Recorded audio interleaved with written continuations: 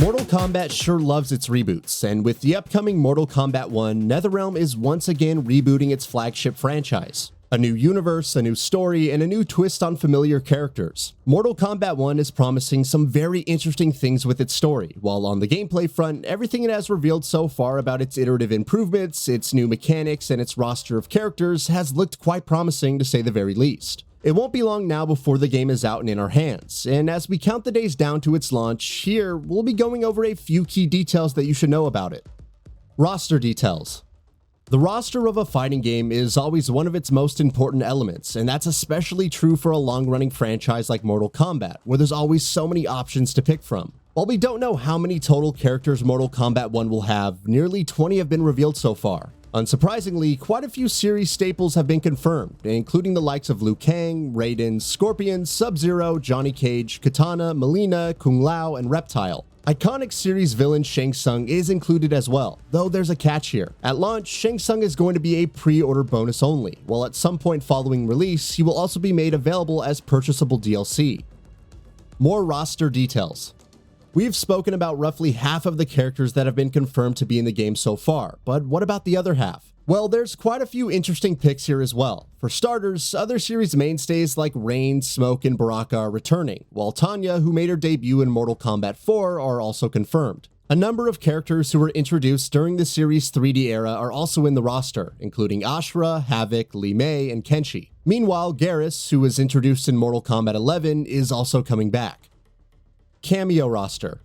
Over a dozen characters have also been confirmed for Mortal Kombat 1's KAMEO roster, a few whom are also in the main roster itself, those being Kung Lao, Scorpion, and Sub-Zero. Then there are a number of series mainstays who haven't yet been confirmed for the main roster, but are going to be cameo fighters at the very least, like Jax Briggs, Sonya Blade, Sector, Goro, Cyrax, Frost, and Kano. Meanwhile, others like Darius, Serena, and Stryker are also included in the KAMEO lineup.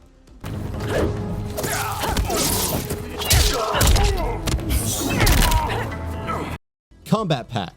The Mortal Kombat franchise absolutely loves its post-launch DLC guest characters, and Mortal Kombat 1 has already revealed the batch that it'll be adding at some point following launch, and there's some eye-catching names in here. The three main stars of what's dubbed the Combat Pack will be Homelander from Amazon Prime's The Boys, Omni-Man from Invincible, and DC's Peacemaker. In addition to guest characters, the Combat Pack will also add Quan Chi, Ermac, and Takeda Takahashi to the main roster, as well as 5 cameo fighters in Tremor, Johnny Cage, Farah, Movado, and Chameleon. Omni-Man.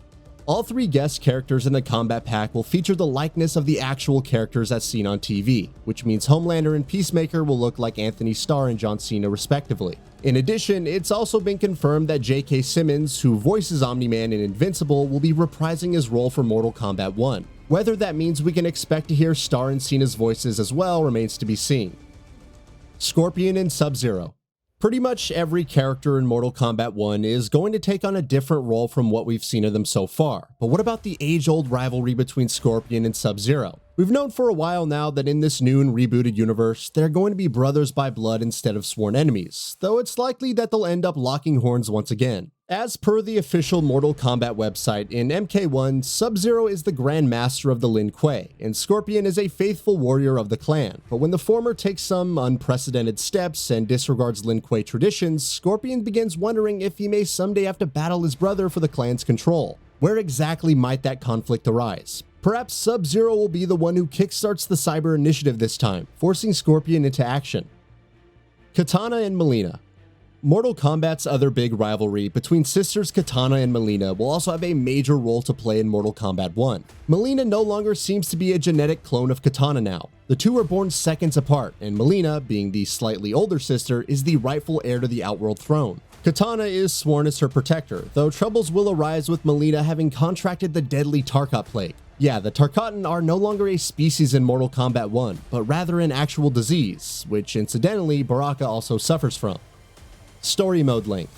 Mortal Kombat has consistently delivered memorable, lengthy story modes across several installments now, and it looks like Mortal Kombat 1 will be following suit, at least where the length is concerned. Though NetherRealm Studios hasn't provided an exact number, Ed Boon has confirmed that the game's story mode will be roughly as long as the story modes in Mortal Kombat X and 11. That would mean we're looking at a runtime of about 5 to 7 hours on average, or 15 to 16 if you're intent on doing every single thing you can do. Movement improvements. Even between its announcement and now, it seems Mortal Kombat 1 has made improvements to its gameplay based on feedback. Following its online stress test in June, there were some players who pointed out issues with the game's movement, namely with movement speed and dashes. Since then, NetherRealm has made movement, dashes, and backdashes faster, and confirmed that dash blocks from 2011's Mortal Kombat are also making a return.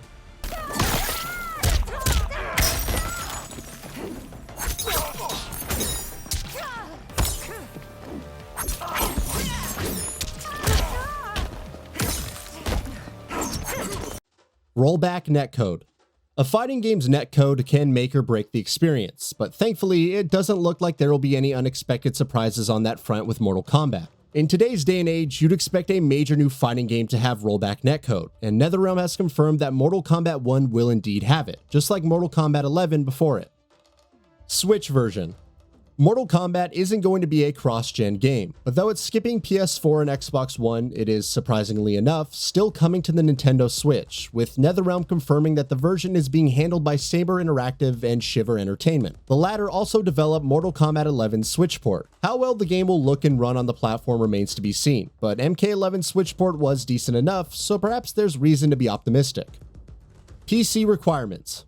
If you plan on playing Mortal Kombat 1 on PC, you won't need to meet particularly demanding requirements. On minimum specs, the game will require either an i5 6600, a Ryzen 3 3100, or a Ryzen 5 2600, along with either a GeForce GTX 980 or a Radeon RX 470 or an Intel Arc A750. Meanwhile, on recommended settings, you'll need either an i5 8400 or a Ryzen 5 3600X, along with either a GeForce GTX 1080 Ti or a Radeon RX 570 XT or an Intel Arc A770. On either setting, you'll also need 8GB of RAM and roughly 100GB of free storage space. Price. Unfortunately, we've well and truly entered the era of $70 AAA releases, and Mortal Kombat 1 isn't going to go against the trend here. On all platforms, PS5, Xbox Series X and S, Nintendo Switch, and PC, the game's standard edition will be priced at $69.99.